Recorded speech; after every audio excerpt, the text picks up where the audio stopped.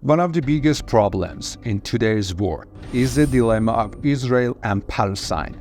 For over 70 years, these regions have faced turmoil slowly because of this issue. To understand the roots of this problem, we need to go back quite a bit. In this program, we neither advocate for Israel nor Palestine, but aim to narrate the real history of this region. The judgment is yours. Let's go back to 1,700 years before the birth of Christ. More than 3,700 years ago, the people of this region were called the children of Israel, when three prophets named Abraham, Jacob, and Isaac lived in a region called Canaan, known as the land of Israel. Moving forward to around 1000 BC, Israel finds its first king, Saul, also known as Talut in history. After Saul, a person named David becomes the king of Israel and established Jerusalem as the capital. David's son, Solomon, builds the first Jewish temple in Jerusalem, known as Solomon's Temple. After Solomon's death, Israel is divided into two parts. The Kingdom of Israel, with its capital Samaria in the north, and the Kingdom of Judah in south, centered around Jerusalem. The division marks the beginnings of the region's problems. The Jews in this area had strained relations with their surroundings. Every empire that emerged sought to conquer or subjugate them. Jerusalem was repeatedly occupied, and their temple was destroyed only to be rebuilt each time. Fast forward to the time of Cyrus the Great. In Jewish scriptures, Torah, and Christian Gospels, they had brought them into captivity and had also destroyed their temple. It's mentioned that Cyrus freed them from the Babylonians and allowing them to rebuild their temple. Some say this is a story and not true, but this story is mentioned in the religious books of Jews and Christians. The Achaemenid Empire comes to an end. The Arsacids come to power, and on the other side in Europe, the Roman Empire is taking shape, growing stronger day by day, and heading towards at east. Finally, about 63 years before Christ, they completely take control of the regions around the Mediterranean Sea, and Israel falls into the hands of the Roman Empire. The Romans didn't like the Jews at all, so immediately they changed the name of this region and called it Palestine. What does Palestine mean now? Palestine comes from the Greek word Philista, which the Greeks used for this region. The Romans, not liking the Jews, adopted the name the Greeks used for this area. The Romans didn't enslave the Jews, but they didn't help them either. They didn't even allow them to do ordinary things, like farming or owning a shop. That's why the Jews turned to financial activities. They formed banks, lent money to those in need. This is because the Romans didn't let them engage in ordinary work themselves. All Jews became bankers, money changers, and those who did ordinary jobs needed money and borrowed from them. From that moment, the stereotype emerged that Jews have money. Note that the Romans expelled them from Palestine and they scattered in Europe and Western Asia. Centuries pass and Christianity becomes more powerful day by day.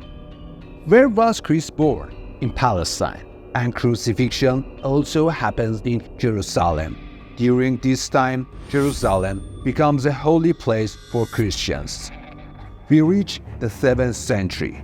Muslims invade Iran, defeat Byzantium, and push them back.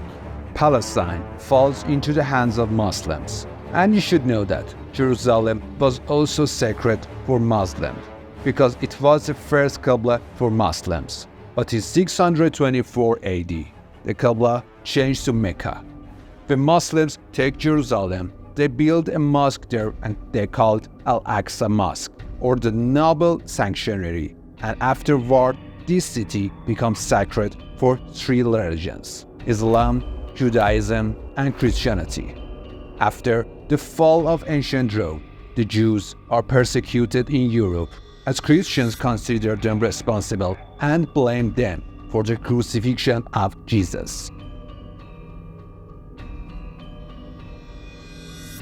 We reach the 16th century, a time when the Ottoman Empire occupies a region, including Palestine as part of it. The Ottomans never harassed Jews. They lived comfortably in the Ottoman Empire. However, the majority of the Jewish population is in Europe. European Jews formed a movement called Zionism in the late 19th century and aiming for the freedom of their homeland. By the early 20th century, tens of thousands of European Jews migrated to Jerusalem, then parts of the Ottoman territory. After World War II, the Ottoman Empire completely dismantled, with much of its territory falling into the hands of British, and to a lesser extent, the French and Russians. England gained control, creating Kuwait, Iraq, and Jordan. Back then, the area was known as Palestine, including what is now Jordan. And the region currently under Israel control was referred to as British Mandate for Palestine. The Muslim population in this region was much larger than the Jewish population, especially considering that many Jews had recently immigrated from Europe. Tensions arose between Muslims and the new Jewish immigrants, escalating in 1926 with sporadic violence, even to the extent that they would engage in shooting at each other multiple times. In 1933, Hitler rose to power and recognizing European Zionists as powerful among Jews. Wenn es dem internationalen Finanzjudentum in und außerhalb Europas gelingen sollte, die Völker noch einmal in einen Weltkrieg zu stürzen, dann wird das Ergebnis nicht die Bolschewisierung der Erde und damit der Sieg des Judentums sein, sondern die Vernichtung der jüdischen Rasse in Europa. He proposed a pact suggesting 60,000 German Jews leave for Palestine. In 1937, England, opposing Hitler, denied Zionist entry into Palestine. Hitler's plan to expel Jews failed.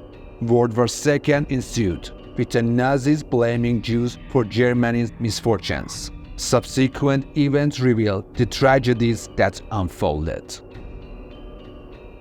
We reached the year 1947, 2 years after World War II ended and the United Nations aims to partition Palestine due to the significant growth of Palestine Jews who identified themselves as Zionists. Conflicts persisted. The UN sought to divide them into two states to end these tensions, proposing an Arab state and a Jewish state, with Jerusalem as an international zone.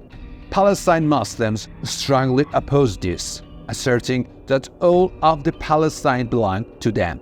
In 1948, Britain evacuates Palestine, and immediately Zionists claim the land as Israel, not Palestine, and civil war begins. All the surrounding Arab countries side with Palestine.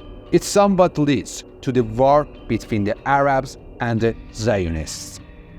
However, the Israelis managed to push them back, and the Palestinians regrouped in the West Bank and to some extent in the Gaza Strip. After the rise of Zionism, more than 750,000 Palestinians were expelled from this land and forced to go to Jordan and Lebanon. Tension between Arabs and Jews escalated day by day until we reached the year 1967 and the Six-Day War, a conflict involving all Arab countries and Israel. Arabs struggled without significant gains, while Israel, with substantial support, seizes the Sinai Peninsula from Egypt, the West Bank from Jordan, and the Golan Heights from Syria.